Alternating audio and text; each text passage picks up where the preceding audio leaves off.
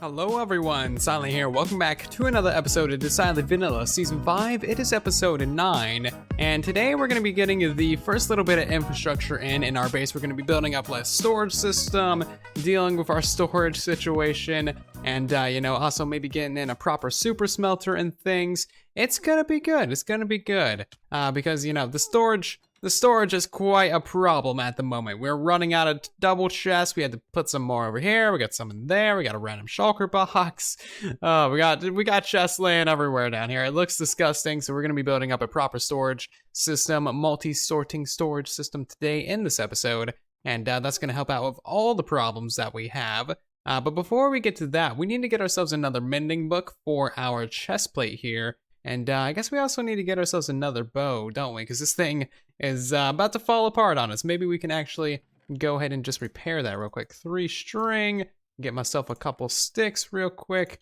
make a janky bow, and how much is this going to cost to combine? Probably all of the levels. Oh, only 5 levels, really? Oh, well, okay then. I did not expect that. For how many enchantments this has, how did that only cost 5 levels? That is amazing. I love it. Alright, so now that our bow is nice and shiny again, we need to get some mending on our chest plate. And luckily, a couple episodes ago, we set up a deal with Pixel Rifts where we could actually go raid the crop farms that he has and actually trade those crops to our villagers. And in return, he gets to also trade with our villagers for some mending books. I don't really have any crop farms at the moment. He doesn't have a mending villager at the moment, so it kind of just works out amazingly for both of us. Unfortunately, where are all the farmers? I can't find a single farmer in here. Also, the mending librarian is completely sold out on like everything. Yeah, paper is sold out. Compasses apparently are sold out. Wait, that's the cartographer. Where's the mending villager? This guy loves to run around in here. This guy. Paper is sold out. Mending book is sold out. Basically everything cheap is sold out, so I think we're gonna have to buy a name tag to actually forcefully reload the guy, which pretty much just sucks. Did you refresh? He did! Wonderful, give me the mending book. Thank you, that's all I needed from you. Have a good day, sir. I will see you in the next one. And there we go, mending for 3 levels. We can go ahead and rename this Silence chest plate. If I can type, so silence. Do I put an apostrophe there? Do I put a comma? I don't even know what it's called. I'm not gonna put any fancy grammar things there. Fiery chestplate, because it's got the fire protection 4 on it. I love it. I'm gonna head over to the Ender now and actually repair this thing, and we should be good to go for today's projects. Alright, so we are back from the Ender. We got ourselves a fully enchanted diamond chestplate. This thing is looking lovely. And did that door just open? Or am I seeing things? I don't know. That's weird. I'll just call that a Minecraft bug. But yeah, our armor is now fully enchanted. It's looking good. We need to get ourselves some more mending books for our axe and our shovel, but that will come in due time. But now we actually need to start gathering some resources for our storage system build that we're going to be doing today. So we have quite a bit of redstone, as you can see here, and we have a fair bit of iron, but we're actually going to be checking out our iron farm, which I have not seen the output from for like 5 days. It's been running. I've done a couple AFK nights, and I'm curious. It's probably going to be a full double chest of iron, but it might actually be overflowing at this point. And let's see what we got. Oh, that is a pretty good amount. I will take like all of that. It is actually overflowing. It's backed up to, oh yeah, completely backed up. I should probably harvest this a little bit more.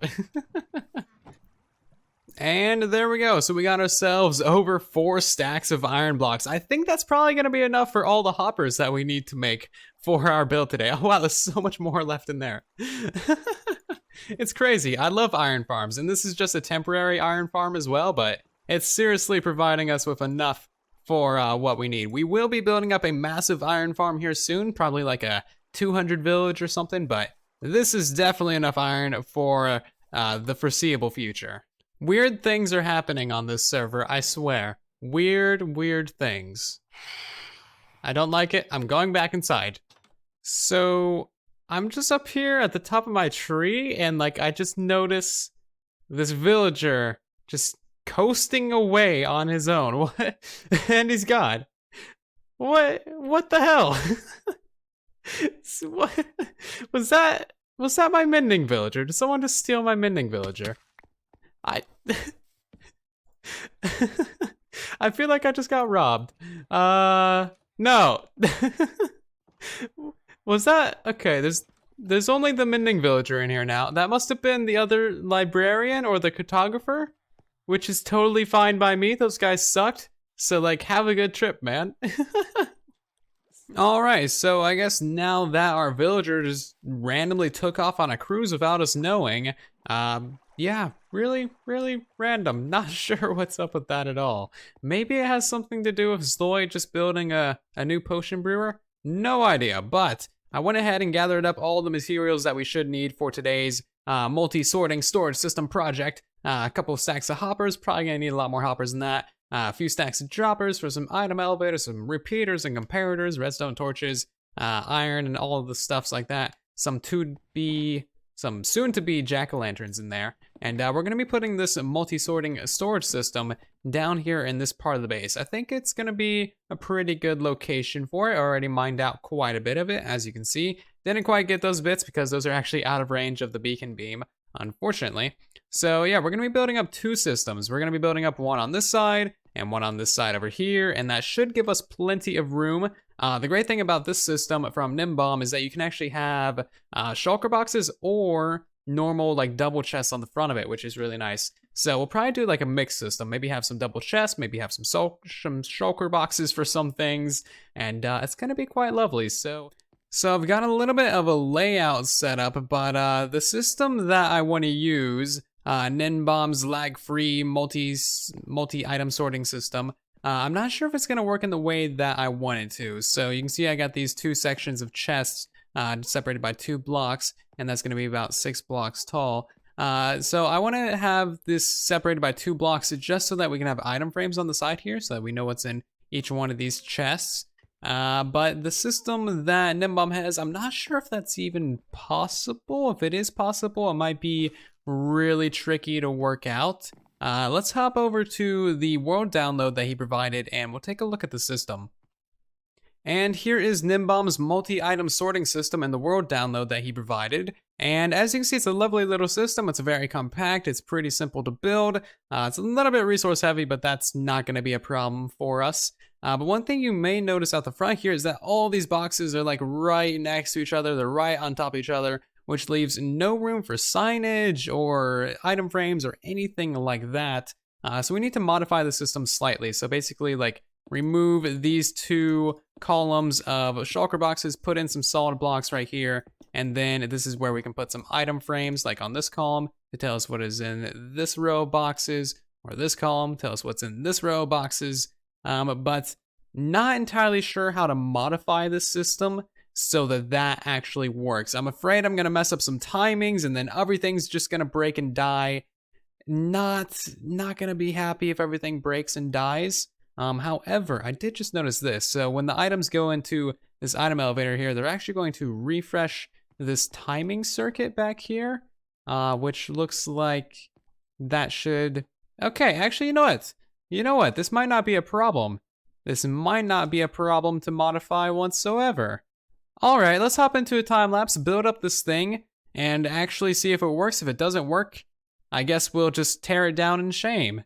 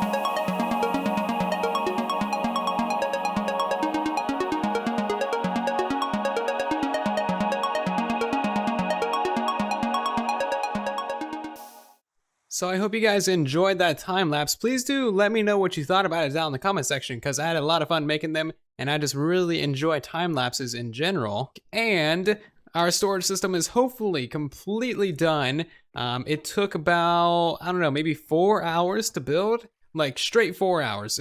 Didn't really do anything else in that time. And it wouldn't have taken so long if I didn't have to actually modify the system to our specific needs and wants on the fly. Had I modified this in creative first, maybe it would have taken only an hour, hour and a half, but then you got to think about the time that you got to invest into building it in creative as well. So either way, hopefully this system does fully work. We have 1248, wait, yeah, we have 48 double chests of multiple items per chest. So the wonderful thing about multi-item sorters is that you can store as many items per chest as you like. It's not limited to just a single item. So you can have all of your redstone stuff in here. You can have your hoppers and your comparators and your redstone stuff. It's pretty lovely. I really like multi-item sorters. Super convenient. You can have just like themed chests for basically everything. And 48 chests should do us pretty well. Now on the right side and also the left side, we're gonna have a array of different shulker box loading systems. Shulker boxes are not gonna be a problem. We've already like conquered the end like 40 times. We have an end ship shop. Like we got the end under lockdown. So yeah, we're gonna have a shulker box loading system for cobblestone, stone, granite, andesite, diorite, dirt, sand, slime, and also iron blocks. Because that's stuff that you all get in pretty much just mass quantities. And then on the other side over here, I haven't set up like little markers for it, but we're gonna have all of our crops and also mob drops over here, also in shulker box loading systems. So that'll be cool. We're also gonna have maybe like a shulker box unloader right here to go into our multi-sorter. That'll be really convenient. And then a shulker box loader over here as well, because you know, we're gonna have mass crafters for all the melon slices, turn them into actual melons, and also, you know, churning slime and iron ingots into slime blocks and iron blocks. But yeah, that's kind of the general plan for what I got going on. It's not gonna, the storage system isn't gonna be quite as big as the one on Silent Survival, but that one is just kind of overkill, just because we could. But this one's gonna be much more, like, it's gonna store way more items just because we're using so many different shulker box loaders. So in case you're wondering how I was able to build the storage system and also record the time lapse, the wonderful thing about Java Edition is that you can actually have multiple games open at the same time, and there is no problems whatsoever. So technically, I was, you know, having this game open on Decidedly Vanilla, where we're building the system. I was also having the game open with the camera account so that I can actually record it, and also recording that. And then I had a third game open, which I apparently closed. And that one was in the, you know, super flat world where we have this system built up for, you know, tutorial, basically. So yeah, I was just running 3 games at once. It was pretty lovely. It's fine. Super duper convenient though. And also, one thing that is an absolute lifesaver that you can also do on Java Edition is this lovely thing with hoppers.